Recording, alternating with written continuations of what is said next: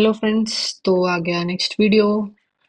अब हम लोग क्या करेंगे, इस फंक्शनल कंपोनेंट को जो हमने पिछले टाइम देखा था, फंक्शनल कंपोनेंट क्लास कंपोनेंट। अब हम लोग देखेंगे लाइफ साइकिल मेथड्स। तो क्लास कंपोनेंट से शुरू करते हैं। ये मैंने इसको हटा दिया फिलहाल और क्लास कंपोनेंट रख लिया। अब क्लास कंपोनेंट में जो मेथड होते हैं वो होते हैं कंपोनेंट डिड माउंट। ये तब कॉल होता है जब कंपोनेंट गेट्स कंप्लीटली रेंडर्ड, मतलब कि ये पूरा डिजाइन हमको दिख चुका है, उसके बाद ये वाला कोड जो है वो रन होगा। उसके बाद जो है हमारा है कंपोनेंट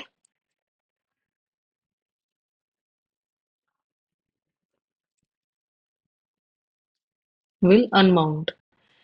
ये फंक्शन तब कॉल होता है जब हम इस कंपोनेंट से किसी और कंपोनेंट पे या कहीं भी किसी और स्क्रीन पे शिफ्ट हो रहा है, तो ये तब कॉल होगा। सो व्हेन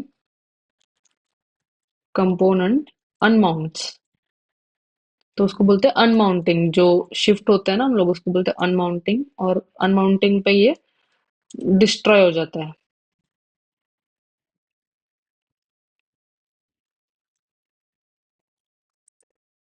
ठीक है। अब ये कॉल होता है इन द सेंस, यहाँ पे हम लोग कुछ भी कर सकते हैं, जैसे दिस डॉट सेट स्टेट। मैंने काउंट को सेट कर लिया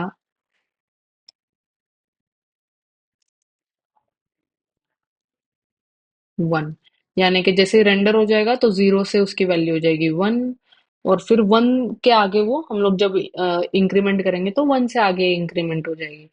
और अनमाउंट पे जैसे हम लोग कोई टाइम आउट वगैरह जो हम आगे देखेंगे, अभी फिलहाल मैं सिर्फ आपको ये दिखा देती हूँ कि ऐसा होता है।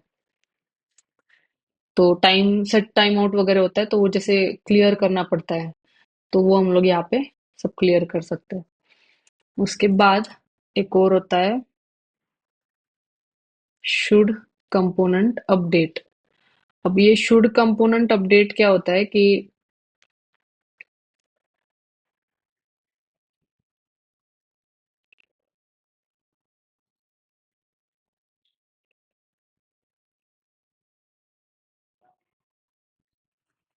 अभी के लिए इन सब का टाइप मैं ये नहीं दे देती हूँ, ताकि आपको कंफ्यूजन ना हो कोई।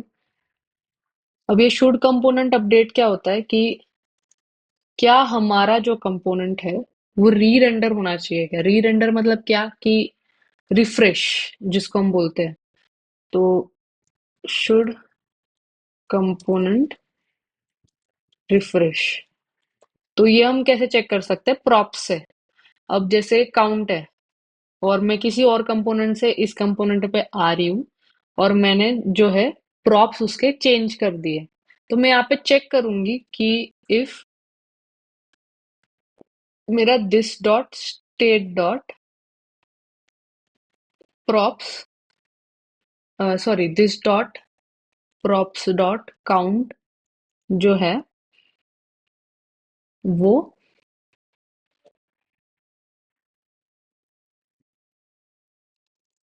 वो नेक्स्ट प्रॉप से मैच हो रहा है क्या? नहीं।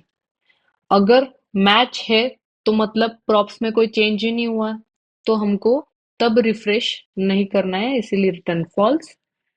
एल्स, अगर अगर के प्रीवियस काउंट नेक्स्ट जो प्रॉप आ रहा है उससे मैच नहीं हो रहा है, तो रिटर्न ट्रू कर देंगे, यानी कि रिफ्रेश कर दो।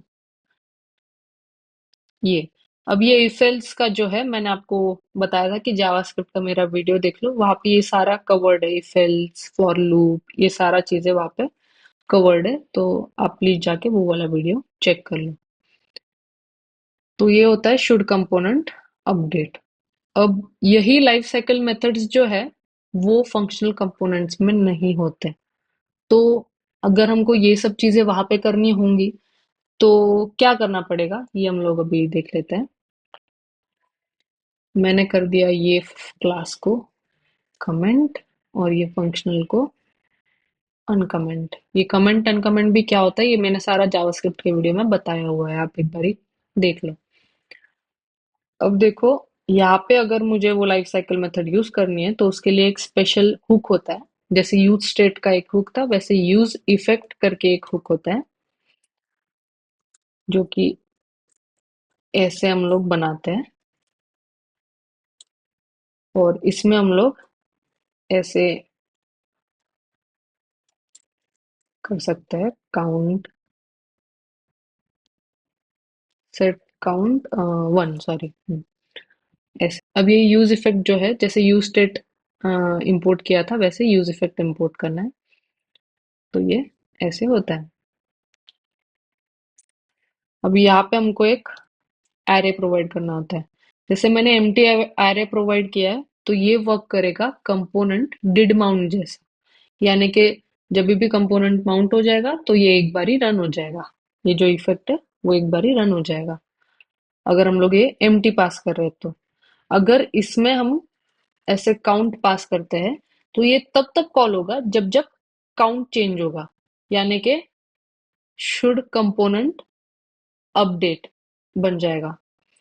और अगर मैं यहाँ पे रिटर्न करती हूँ, फॉर एग्जांपल अगर मैंने यहाँ पे एक फंक्शन ले लिया होता कि const change count equals this, और यहाँ पे मैंने रिटर्न कर लिया होता है ऐसा,